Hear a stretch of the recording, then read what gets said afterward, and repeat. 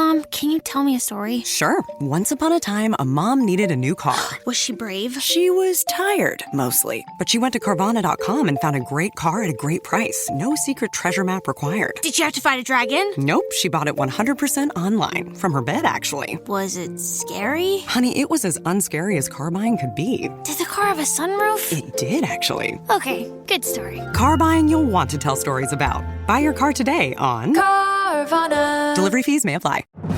The 2026 FIFA World Cup meal at McDonald's is underway with one of 9 legendary cups in the lineup. Christian Pulisic, David Beckham, Lamine Yamal, Ronaldinho, Thierry Henry, Son Heung-min, Alphonso Davies, Santi Jimenez. And between the posts, it's Grimace. Get one of 9 collectible cups with a FIFA World Cup meal. At participating McDonald's for a limited time while supplies last. All rights reserved. 2026 McDonald's at FIFA World Cup 2026. This episode is brought to you by Prime. What if you had one more chance with the one that got away? Sam, you came home. Based on the best-selling novel from Carly Fortune.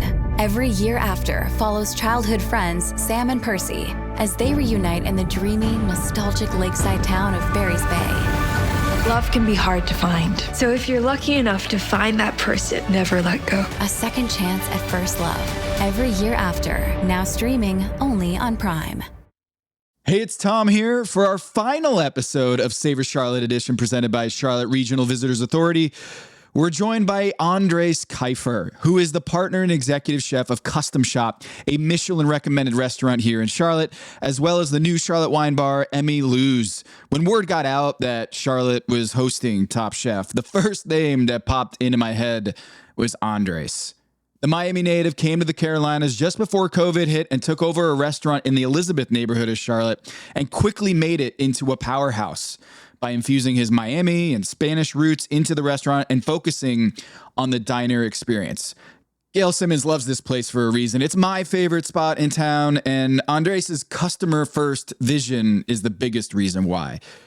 To wrap up this series, I can't think of a better representative of Charlotte than Andres to tie a bow on what makes this city so special and welcoming for visitors, investors, and restaurateurs alike. Enjoy this conversation with Andres Kaifer.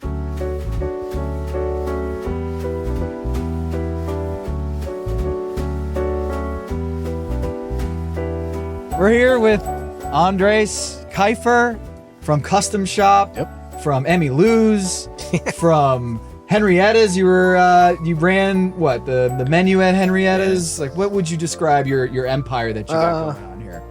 Empire, that's a strong word. For Henrietta's, it's really like a consulting partnership with the owners of Raleigh, and they're incredible people. And then The Top Chef fans are now know what Henrietta's right, is. Which is crazy. Beautiful dining room, beautiful restaurant, and they reached out to me. They had been to CustomShop, so they reached out to me. And wanted us to help them with like the food program and get them open and branded and all that. So it was super cool experience. And I obviously still have a lot of say in what they do, but they have a very good team there. So, and then CustomShop, we, took over it 5 years now, which is crazy. And then got a Michelin recommendation. You got the red sign on the wall there. Do have a fancy little plaque on the wall. Congratulations. Which is awesome. And that was obviously a very proud moment for me, for my career. And being able to take a restaurant that had been around for so long and just like give it the TLC it needed.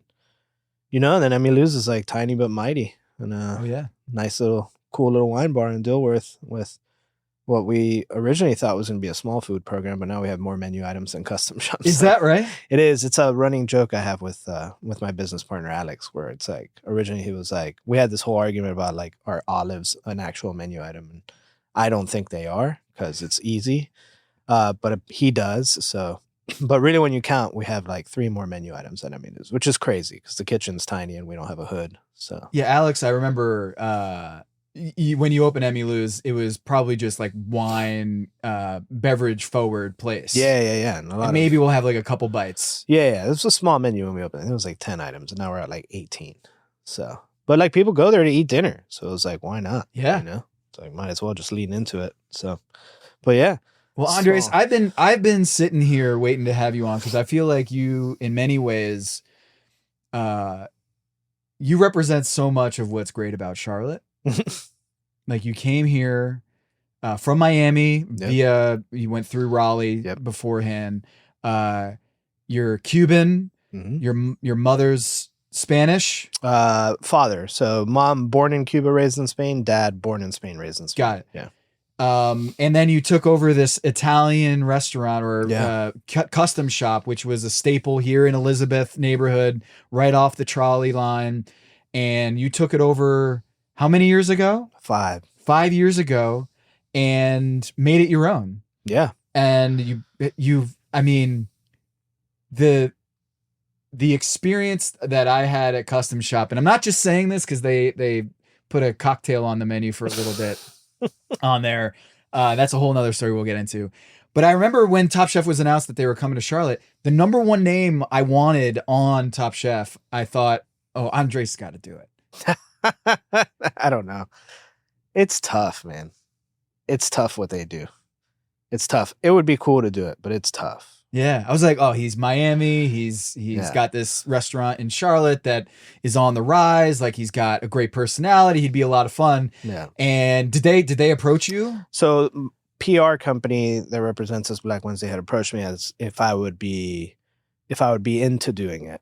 And like the producers came and ate at CustomShop and had a good time, which was super cool. And I met everybody and they were super nice. But yeah, the PR company was like, would you do it if they ask? And I was like, I don't know. I really don't know. At that point, like my wife had like just given birth. So it's like not the best time to ask that question. I don't know if I can be away from my family for like extended period of time or away from the restaurant either for that long. So what about being the hometown chef? Like Brittany and you, let's say, would that have been, I think that would have been super hard. Yeah. I with a kid? Oh, I mean, it's just like being away from my family for that long and like being in the same city and not being able to see my daughter or like help my wife with whatever she needs or see my wife and spend time with my wife would be, I don't know how the chef testants do that. Yeah. It's like tough. I could see it being easier if you're like out of your city, but like being in your city and doing that's got to be wildly challenging. Like not being able to just go home. It would be a tease. Yeah, it's crazy. Oh, my restaurant's right down the street. Right. Oh, my kid, my newborn. Yeah. How's she doing? Like all this, and you have to think about that and also be separated. Or these people I know are sitting at judge's table right now. It's like what? Yeah. So you would rather, if you were to do Top Chef, you would rather probably your kid is older a little bit out of this newborn zone and toddler zone, but also the hometown thing, the Charlotte thing probably presents a whole host of mixed feelings. Like how cool would it be to be on a show like this in your hometown that you have established yourself? Maybe they go back to Miami and you can do that. That would be dope. That would be cool. That'd be cool because then I get to stay in Miami for a couple months. So hopefully a couple months. Yeah. Do you still have family down there? My wife still has family down there. My mom already moved out. I have a ton of friends down there. So, I mean, people I consider family too. So yeah. Isn't it weird you're sitting here in Charlotte with Top Chef and you're talking about your Michelin-recommended restaurant in Charlotte? Does it ever register to you that this is where home is now? Yeah. I mean, Charlotte definitely feels like home. It's tough, right? Because we just traveled back to Miami and it's like, again, it's like I tell everybody this, the moment you get off the plane, like if you're from Miami, you're like, oh, okay, we're back. Like you hear a Cuban lady yelling in the background and something, and just like the vibes and the feel of the whole city, like you can feel it when you land. And like it happens every time. It's like, all right, we're back, like we're back home. Like I grew up there. But Charlotte Charlotte has welcomed me and it's been incredible. But same thing. Like we got back in last night and I was like, man, we're home. And it's like it feels home. It only takes like 15 minutes to get to your house. Right. Well, Miami airport's really, really close to the city. Well, it is. I grew up outside of New York City, and so it always take like an hour and a half to get to the airport. Which, there are not too many people who did the reverse Alonzo Mourning. Right. Miami to Charlotte. Yeah. Right. 305 to 704. Right. And you and I both did that. Yeah. You were born and raised in Miami. Yeah. Started working in Miami restaurants, kitchens, Wynwood. Yeah. And then went to Durham, right? Raleigh, Durham. Yeah, the Raleigh, Durham area. Yeah. And worked for Scott Crawford. Worked for Scott Crawford for a short period of time, and then took a job with a company called LM Restaurant Group and was the executive chef at Vidrio in downtown Raleigh. And then that's where I met my business partner, Alex. And then right around the time that the pandemic was happening, got a call from the guy that had hired me at LM Restaurant Group, and he had offered me his culinary director position here in Charlotte for a company called Max Hospitality Group, which owns all of the Max Speed Shop, Southbound, Backstage Lounge, all that. Max is an institution here in It Charlotte. is an institution. Yeah, so it is also barbecue. MAC, so it sounds like Max, MAX, but Yeah. Max Speed Shop in South End is... Yeah, and it's barbecue, and I had like never done barbecue, but it was like a good opportunity at the time for my career, so I took it and I moved to Charlotte. And 6 days after I moved to Charlotte, the world shut down, which was wild. Yeah, and talk about a pandemic that impacts certain obviously areas in your life, but the restaurant business just completely upended. It was. So what'd you do? Well, it was wild. I mean, fortunately, I was worried that I was like, okay, well, I just got this job, they're gonna lay me off, And fortunately, like my boss, his name's Shang, he was fantastic, and he was like, all right, and like we essentially spent the first 6 months of me working there together every day, like traveling to restaurants and constantly adapting and adjusting to whatever the government of North Carolina said we could do and allowed us to do. With like, I'll never forget the day that they were like, all right, patios are open. And it's like, how do we figure this out now? Who's going to sit where? Does the staff have to wear masks if they're outside? And all this, just like all the ordinances, and like every week sitting in an office and like in a new city too. So yeah, you're still getting used to just your new surroundings, and then everything flips upside down. I mean, I was hired for a company as the culinary director, and they announced that they hired me as a culinary director, and 6 days after that, half the company was laid off. It was crazy. Oh my God. It's insane. What a nightmare. Yeah. So it was just a lot of adapting and adjusting and a lot of traveling in the car and I didn't really get to start exploring Charlotte until like 6 months after we had moved here, which was like crazy, and then finally like restaurants started opening and do stuff, My wife's a trooper. She was like essentially home, and she's a massage therapist. And at that time we didn't have kids, so she couldn't massage anybody. Like nobody was massaging. So she was just home with our dogs, while I was like working like 16-hour days. It's crazy. So where does CustomShop come in? So I was at Max Speed Shop for like almost 3 years. And then for the better part of like the last like year of that, I was like, I had come to terms with, okay, I'm like doing this like corporate thing and like, it's cool. I've learned a lot, but it's not my thing, and like I always wanted to open my own restaurant, and a friend of mine, Steven from Pizza Baby, had moved from Miami. And he introduced me to Trey, the former owner. There are more of us. There's a lot more, surprisingly. And he introduced me through like several conversations, introduced me to Trey, the former owner of CustomShop, and one thing led to another. And Trey was trying to like focus and do his like bread and pizza thing. And, he was looking to shed a restaurant, and he was like, you want to look at CustomShop? And, the first time I met him, we never even talked about it. The second time it was like touring the restaurant. I was like, this place is perfect. Like it needs a little TLC. To work there or to buy it? No, to like buy it.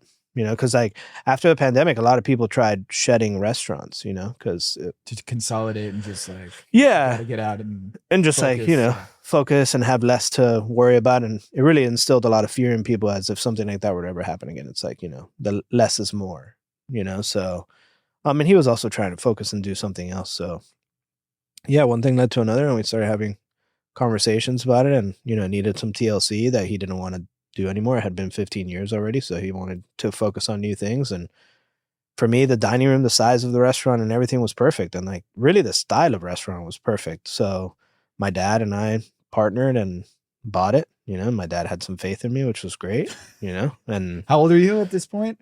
I was 33.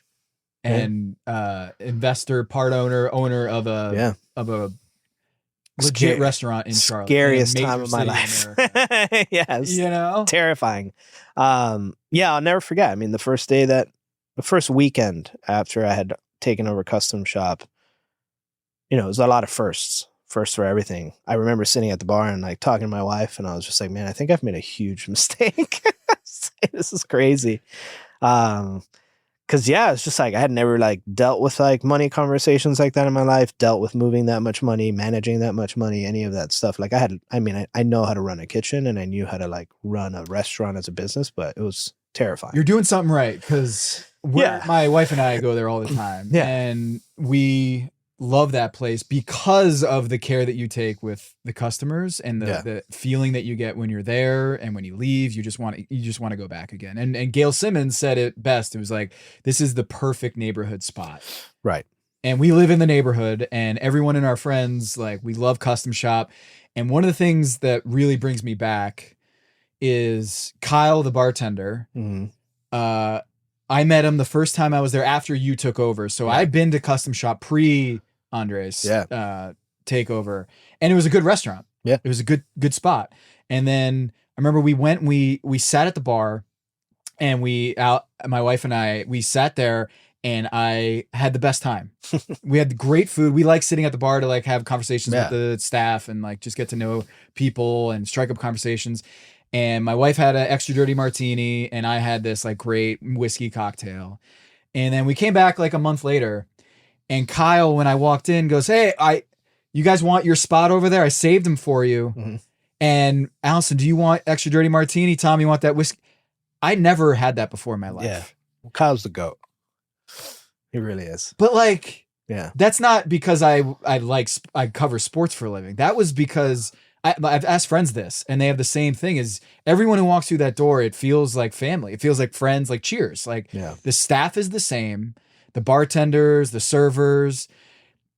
That also is a reflection of management and leadership. And I just want to say, like, you run a great workplace, like environment that you can keep people in an industry that turns people over quite a bit. Yeah, it's a real testament to the way you run that place. So I mean, just kudos. Well, thank you. I'm also fortunate to have great people. So it's easy to manage great people. So, and I mean, Kyle obviously is one of those. He's the GOAT. I'll never forget when I took over, Kyle was a server. And then he came up to me and in conversation, he was like, "Yeah, I used to work behind the bar at Superica." And I was like, "Oh, wow, cool." And I was like, "Why don't you work behind this bar?" He was like, "Well, no one's ever given me the shot." And I was like, "Well, I mean, why don't you just give me like a proposed cocktail menu with like cost or whatever?" And I was expecting something simple. And like Kyle shows up with like a 3-page dissertation about like, these are all the cocktails that we could and should do. And like, this is the cost and this and that. And like, immediately I was like, the bar's yours. Like, you manage the bar. So, and now he's the GM. So yeah, he's the best. Yeah. I remember we sat down one night and he said, "Hey, you guys mind like trying out some cocktails?" And I was like, I mean, this is the dream, right? You show up to a restaurant, they're like, "Hey, can you be a guinea pig for us? We're trying out some new things." And in Miami, we had this thing called Kobaya, which was this underground thing that Rosendorf and Steve, a bunch of guys that would do underground like restaurant, like chefs and bartenders, mixologists would try out, and you would have this like private dinner. It was amazing. Yeah. And I always wanted something like that in Charlotte. And then Kyle treated me the same way, which is like, "Hey, I got some stuff. Give me some feedback." I gave him feedback on this one gin cocktail that was awesome. And I was like, that's really good. You should keep doing that. He went to a bartender competition that weekend and submitted that drink in the competition and won the whole thing. It's a conniption competition. Yeah. And he's like, "Yeah, we decided to put it on the menu." And I was like, "Oh, that's cool." And then I walk in and it says the Tom Bomb. Yeah, Tom Bomb. The Tom Bomb was the drink. Yeah. And I was like, that is nuts. So Kyle not only took that cocktail, won it in the competition, put it on the menu. And I remember that was just like, I don't know, maybe the coolest thing that's ever happened to me. Like I've interviewed LeBron James. I've been to like NBA finals. Like I've had the most enchanted career. Yeah. But to have like a drink that I had a small hand in on a menu, that was really cool, man. That's top tier. Did you ever have it? The Tom Bomb? Yeah, of course. Yeah. I mean, it's incredible. It was on the menu for a long time too. It's actually surprisingly one of them. Like, just for the record, I did not tell him to put this on the menu. It all just like kind of happened. It was all his doing. It was on our menu for a long time, and it's actually one of the cocktails that like people come back and ask for, and like we don't have it anymore now. It's off. Well, because you have to. it's a clarified cocktail. So it's like you got to make a batch and then you got to clarify it, and it's a process. And he'll hate me for not involving more details, but it's like a process to make it, and you got to like double strain it, and like it's a lot. So, but also Cal's always wanting to put new drinks on the menu, so it's like constantly trying to change. That's one of the tough things about having a farm first or something like CustomShop, where you're very seasonal and you want the best ingredients locally sourced. Yeah, is that sometimes my favorite dish at CustomShop has to evolve. But there is still the hamachi crudo. With the leche de tigre that is very Miami. It feels like I mean, there's a lot of Miami in your menu. Trying to now. Like when we first took over, it was like, let's not like shock everyone that's been coming here for a long time, and like it's known as a steak town, like banking, big steakhouse Italian restaurants everywhere in town, and it's like I didn't want to shock anybody and like do any sort of stuff, but I would say now. I mean, now we don't really care. The little plaque on the wall helps. Obviously, it gives proof that we know what we're doing, and I think people hold us to that standard now. Also, I feel like we've done a good job over the past 5 years of like building, the local community's trust that they're gonna have a good time and feel right when they come here. And so, now we just kind of do whatever we want. What did Miami teach you? Man. Good and bad.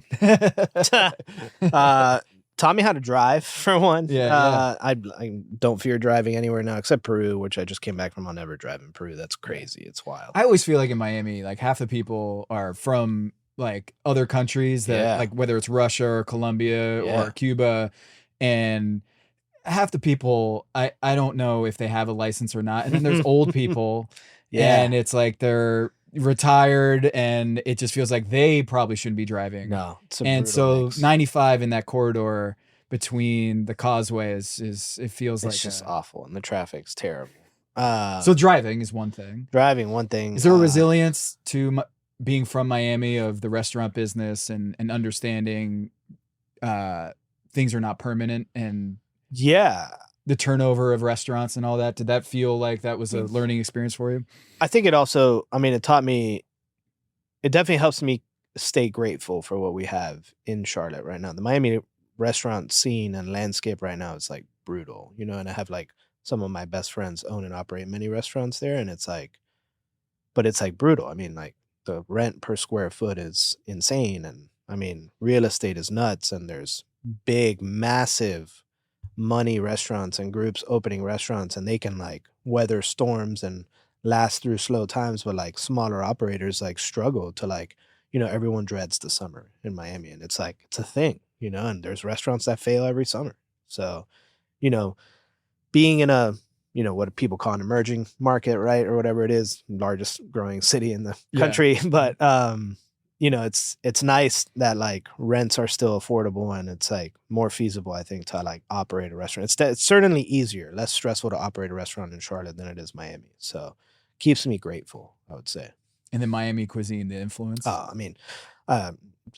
Fortunately, I worked for some of the best chefs, in my opinion, I think, in Miami. And I grew up in Miami, and I was like, from a culinary perspective, I was like trained in Miami, and it was before Miami like blew up to what it is now, which is like essentially like another LA, but I say I'm fortunate to have come up through the ranks in Miami when Miami wasn't at the forefront of like the country's food scene, and was able to work for some chefs who, I still reference what they taught me today.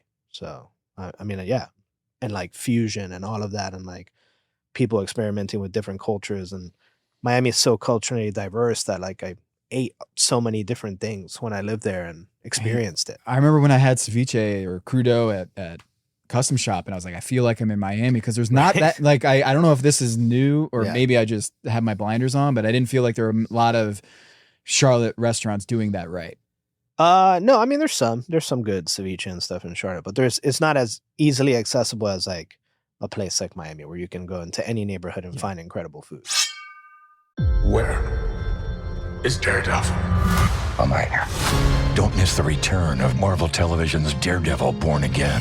So what's next? I feel liberated. We're gonna take this city back. Over medicated. In in an all-new season, now streaming only on Disney+. Plus. They're hunting us. It's time we started hunting them. I can work with that. This should be tons of fun. Marvel Television's Daredevil, Born Again, now streaming only on Disney+. Plus. This episode is brought to you by Redfin. You're listening to a podcast, which means you're probably multitasking. Maybe even scrolling home listings on Redfin, saving homes without expecting to get them. But Redfin isn't just built for endless browsing. It's built to help you find and own a home. With agents who close twice as many deals, when you find the one, you've got a real shot at getting it. Get started at redfin.com. Own the dream. I am one of Motunui. On July 10th. Maui, you will board my boat and restore the heart of Te Fiti. And here we go. The journey begins. See her light up the night in the sea. She calls me. The ocean chose you. Let's go save the world. I got your back, chosen one. Disney's Moana. Boat's neck. His name is Hey Hey. His name is Yum Yum when he goes in my tum tum. In theaters July 10th. Rated PG. Parental guidance suggested.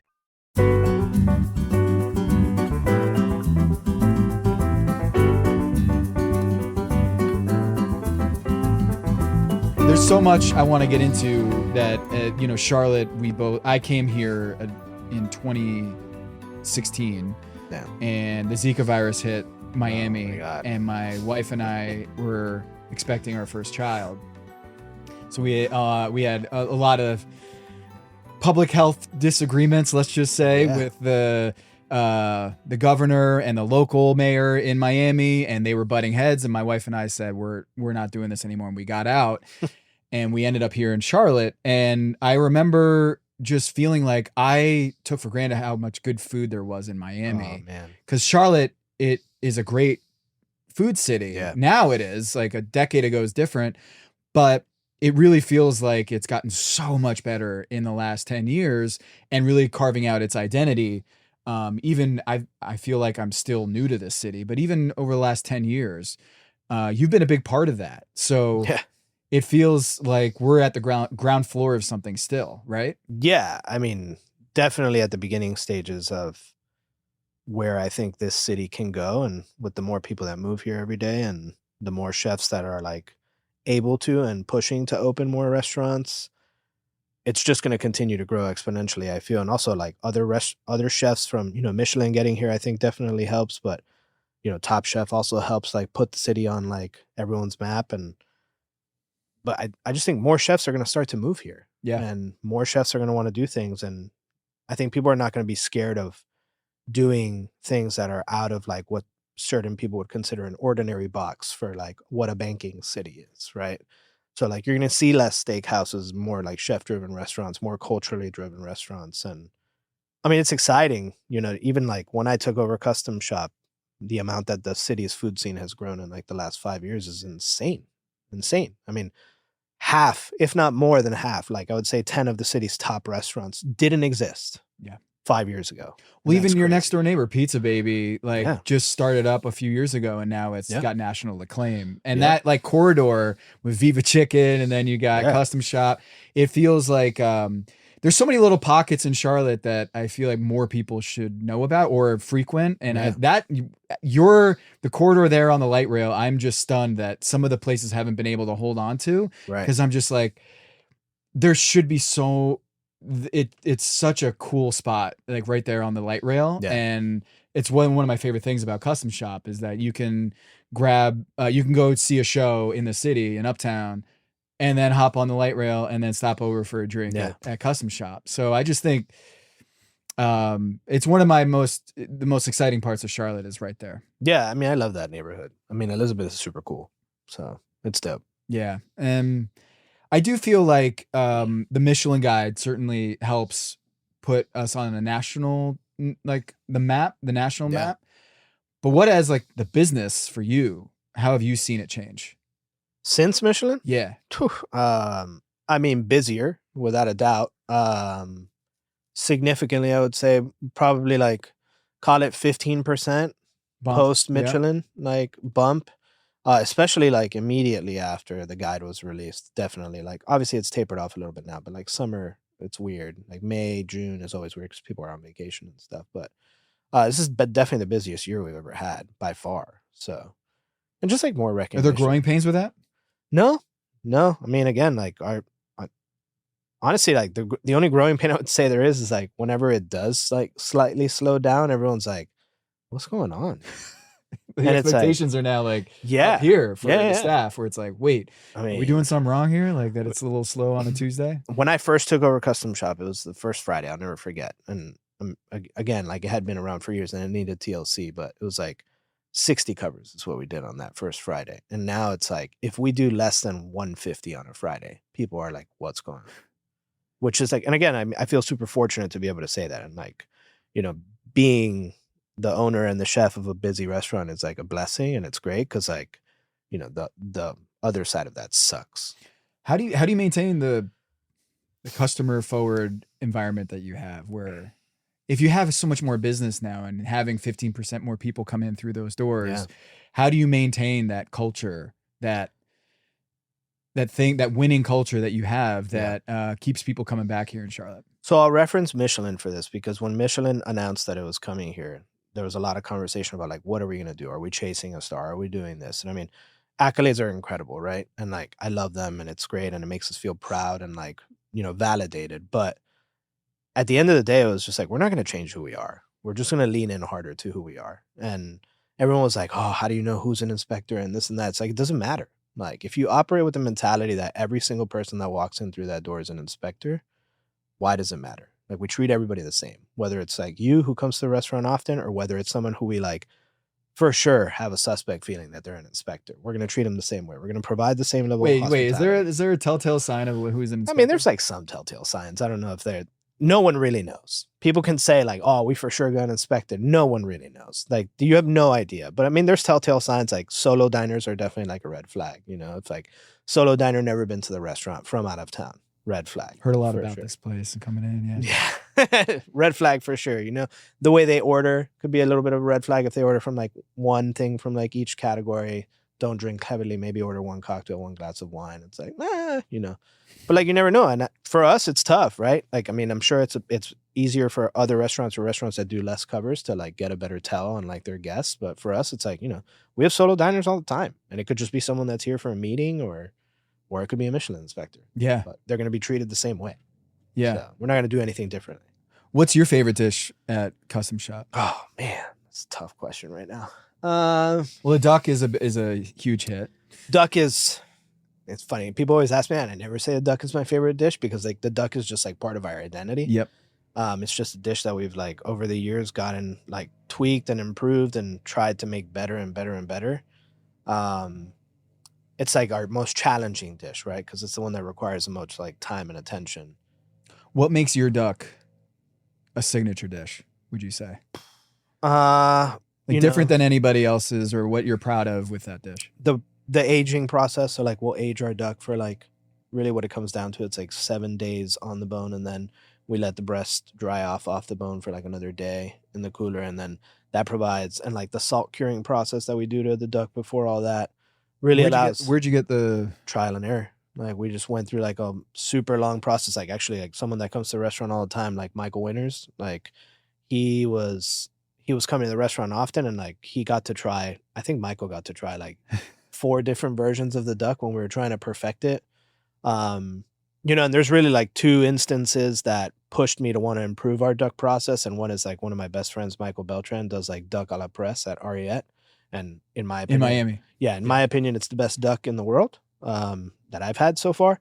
And then I would say the second best duck I've ever had was at Jaunt in DC. And the 2 times that I've had those ducks, I was like, we need to be better.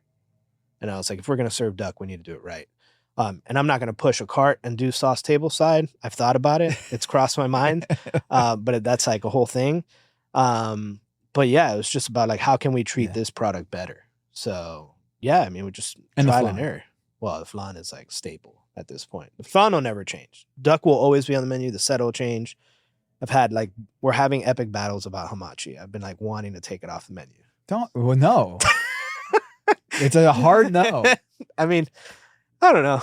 it's just like tough, you know. It's like people love these dishes, right? And it's like for me, it's like think about how many the little hamachis I've like the seen. little like trident that you bring with it too. Yeah, the little gold fork. Yeah. I mean, you know, I know that's probably a bitch in the dishwashing and whatnot. it's not bad. They're also not crazy expensive. Like those come from Amazon. They look real fancy, but they come from Amazon. Sounds like a guy who runs a business. Yeah, I mean, you got to find your efficiencies. Yeah, but yeah, I would say favorite menu item right now is probably the halibut milanese. Haven't had it. It's fantastic, and it was a true collaboration. Like I had been wanting to do a fried fish we hadn't done for a long time.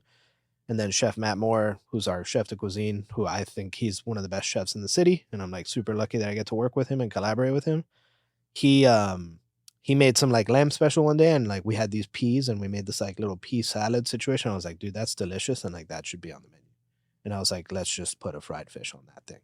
And then it just like came to life. And it's like, it's great. And I love it. And it looks great. And it makes me happy every time I see it. So. What are your some of your favorite spots in town? City? Ooh, Clark's. Yeah, we've been to Clark's together. So good. I could eat at Clark's every day. Fortunately, I mean, I can't physically because I would be huge. But if I could, I would. Kimchi hot dog, the Clark's burger. Clark's burger is just like a solid burger. We can get into like burger arguments and conversations, and I think we do a good burger too. But it's like a bougie burger in my opinion. Yeah, it is. Clark's is just like a good everyday burger. And the chopped cheese is like major night, but it's like delicious, and it's just a dope place and like. No frills. You can just walk in and order, and I love that. Rada. I mean, I love Rada. I would say Rada is like one of the restaurants in the city that like definitely every time I go, I'll have like one or two things where I'm like, we need to be better. You know, that's awesome. Competition brings the best out. I mean, sports, restaurant business is a dog eat dog world, and if you're not getting pushed by other people, you're not doing it right. And trying to be better.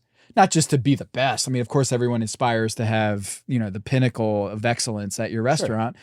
But I think the rise of Charlotte chefs and the culinary space and the mixologists, I think it's making everybody better. 100%. 100%. I mean, the more people push, I mean, the better it gets.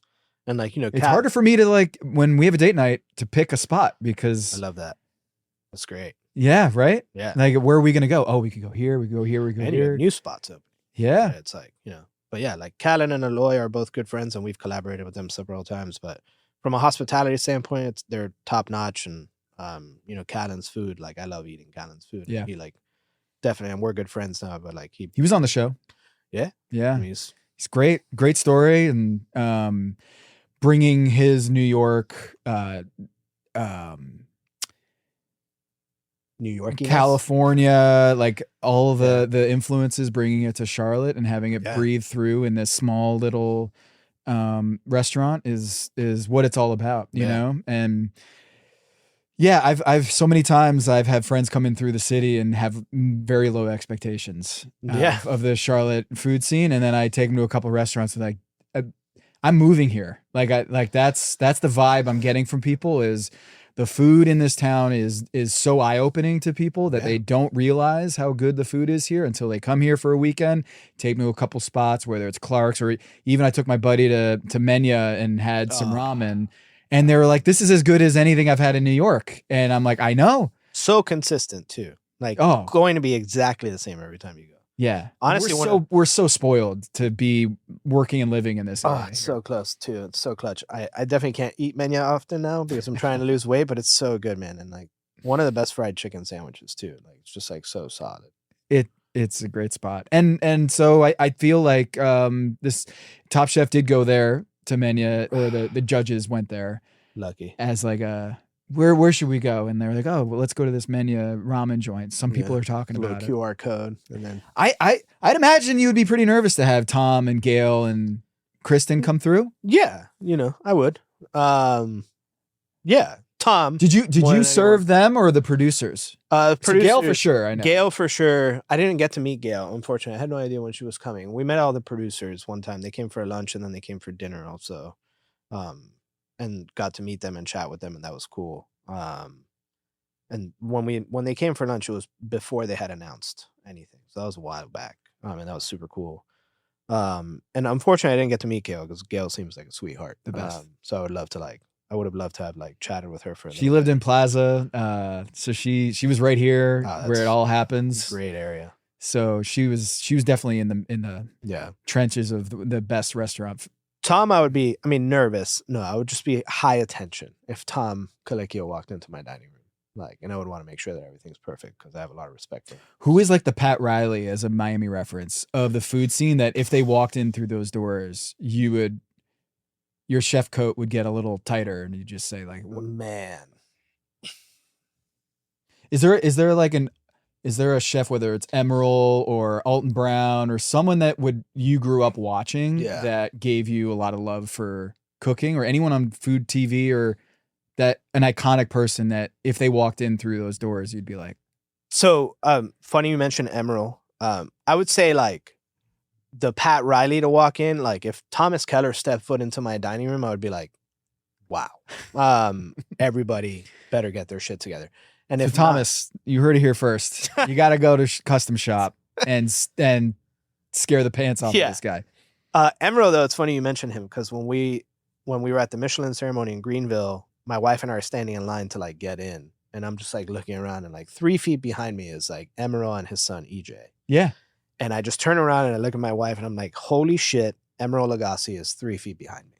And like to me, that was just like crazy because like I grew up watching the Food Network and watching Emerald and hearing him yell bam, and like, there's an argument to be made that like the food scene and like how much people pay attention to food wouldn't exist if it wasn't for that guy. He was like a pioneer, so it's like it was just definitely like starstruck moment for me. Yeah, he was on this season of Top Chef. Yeah, so that episode was good. I know you've watched a bunch of Top Chef. I thought Brittany did a great job and was a great representative of Charlotte, and she was on the show. She was on the pod.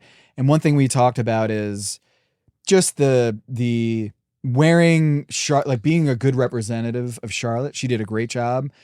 When you go to Greenville at Michelin, or you go to New York, or you go to Miami, do you have like a badge of pride of that you're a Charlotte restaurateur, Charlotte chef, and you want to rep the city and what that means now? For sure. I would say the badge comes more with, it definitely comes with pride, and it comes with like, whenever I tell someone that I'm in Charlotte and they're like, oh, Charlotte? And it's like, yeah, Charlotte. And it's like a strong like, Charlotte. Absolutely, Charlotte, and they're like, really? And I'm like, yeah. And it's like, Charlotte, I tell people this all the time. It's like, I think Charlotte has a great food scene, and it's just like, I don't think it's been fully discovered yet by a lot of people. Everyone talks, when you talk about the South, everybody talks about Nashville, Charleston, New Orleans, and all these like cities that have been like staple food cities for a while. And it's like, Charlotte has some pretty damn good food, and I'm proud to be doing whatever I can in my small restaurants to try and put that in the forefront. So yeah. It feels like you do a lot of collabs. Am I wrong? I love it. You love it? Yeah, I love it. It's like my favorite thing to do. It's, when I first moved to North Carolina, we were in the Raleigh-Durham area, and like the Raleigh-Durham area has a really tight-knit chef community. And I saw that. And when I first moved to Charlotte, and like nothing against like the old guard in Charlotte, but when I first moved to Charlotte, like I didn't feel that collaborativeness, so I made it a point to want to try and collaborate with as many people as I possibly could, just to get to cook with people. Yeah, I would feel intimidated if like Uchi comes into town. I'm like, oh, the big bad Uchi comes into town. I'm like, oh, they're trying to take our business and all this stuff. And then like the next day I see that you're doing a collab with them, and I'm like, oh, this is not that. It's not an intimidation thing or like, oh, you're not welcome here. No, you're like, let's go, let's do this. They were amazing too. Like their whole team was incredible. And Chef Sean is just like, he's an absolute hoss, like incredible person. Also just like so kind, and it's like, by the way, Sean, you need to come pick up your rice cooker. And then aside from that, like they were incredible. Their whole team was incredible. They were so grateful to us and like welcoming them into our space to help like promote the brand. And, you wouldn't think that from such a large restaurant group, but like they didn't feel like who they are ultimately. Yeah. Like they didn't give off that vibe, and like their whole team was just incredible. And it goes to show why they're so successful and good at what they do. Yeah. Kyle and Sean, they were at a Hope Haven nonprofit for homelessness and substance abuse recovery. Yeah. And there's Sean at like cooking his ass off for this cause. And I was like, that is a really cool thing. Yeah. And I hope he stay. I don't know if his plans are to stay in Charlotte or not. Yeah. Because I'm like, I'm like, that is so cool that they came from, you know, Austin, one of the best sushi brands in America. Yeah. And to come into Charlotte and feel like, no, I want to be a part of this community. 100%. I'm not here to just parachute in and leave. Yeah. And they did that well, I thought. And that's part of the culture here in Charlotte. That we want to pull you in and let's work together. Right. Stay. Yeah. Because I do feel like that's, I don't know that other cities, and do you think that's a survival tactic of the I think we need each other to like grow the city?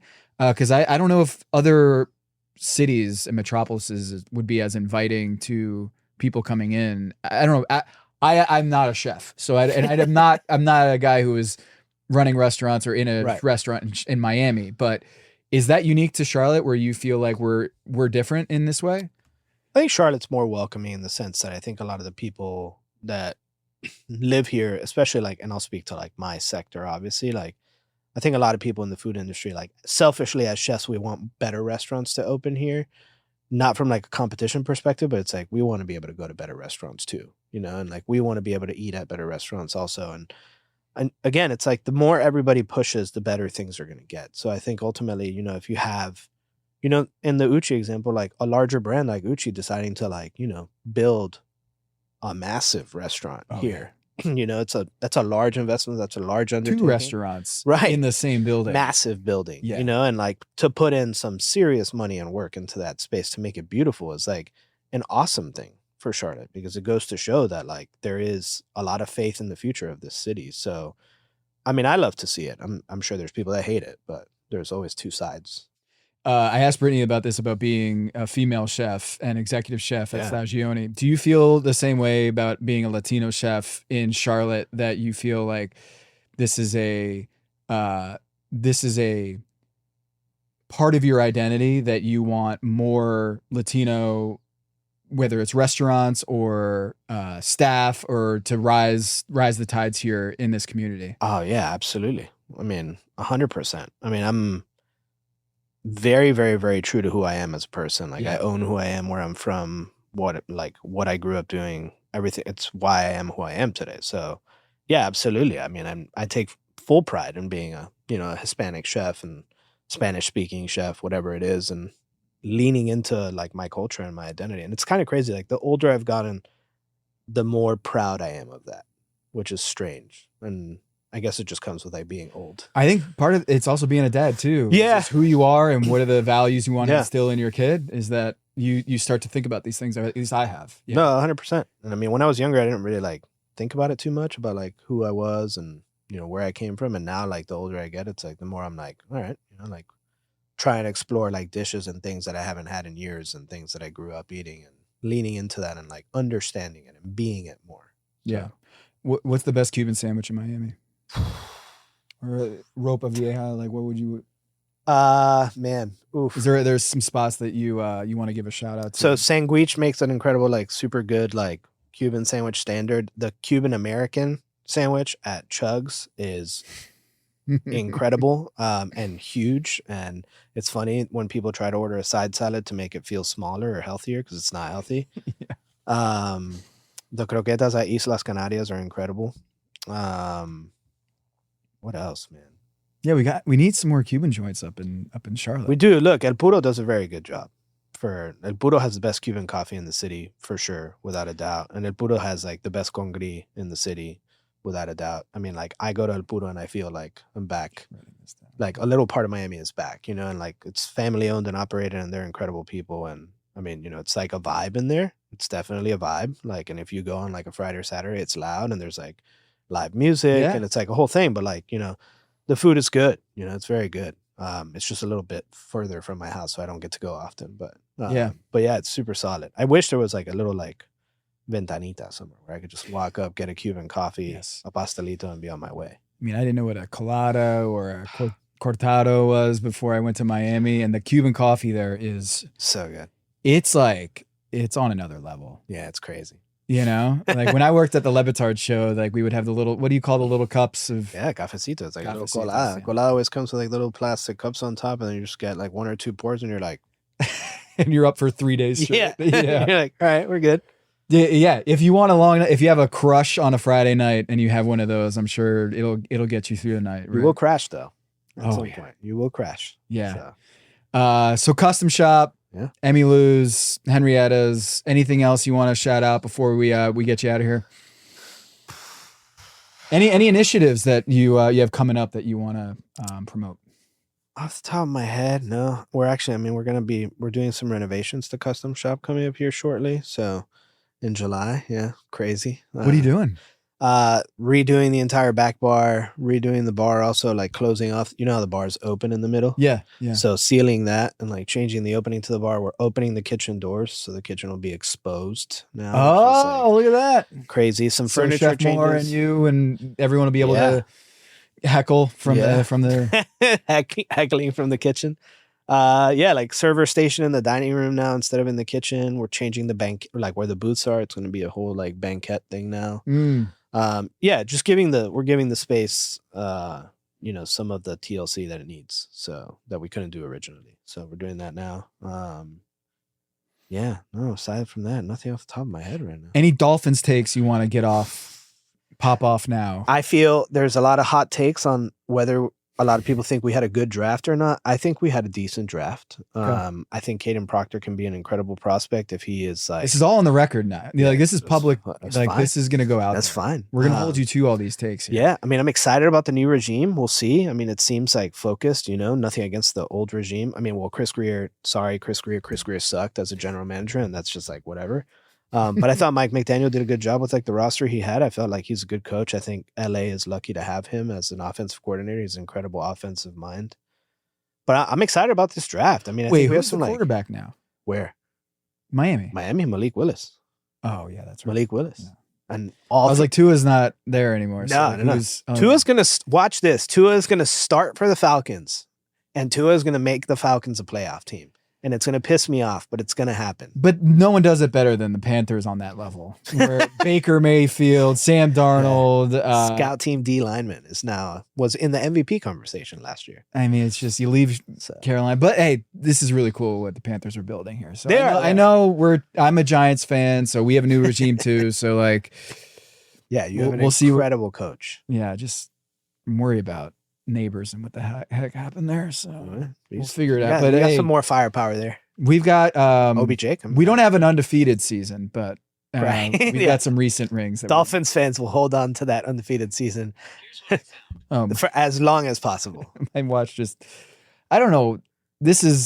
I need to just turn this off during my podcasting. It had a list of every Miami Dolphins championship on there. So it's been a while. That would have been a fun one to have air on the show. Yeah.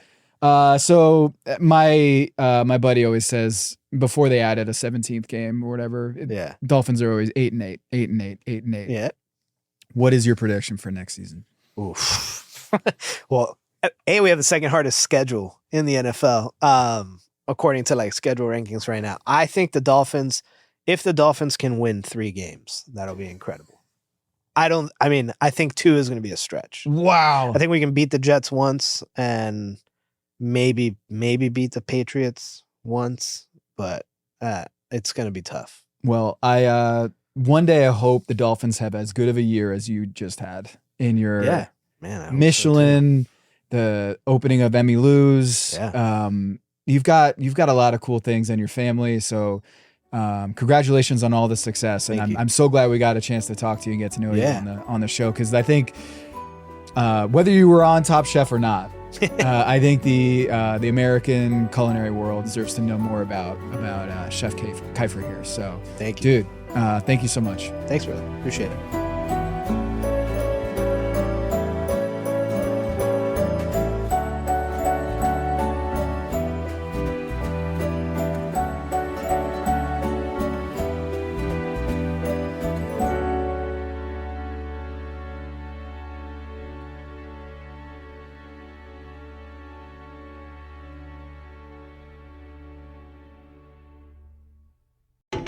A burst pipe, a dead water heater, the AC calling it quits. Who do you call? HomeServe is an easy way to handle unexpected home repairs, with plans covering stuff basic homeowners insurance usually won't. Instead of scrambling for a contractor, you make one call to get the repair process started.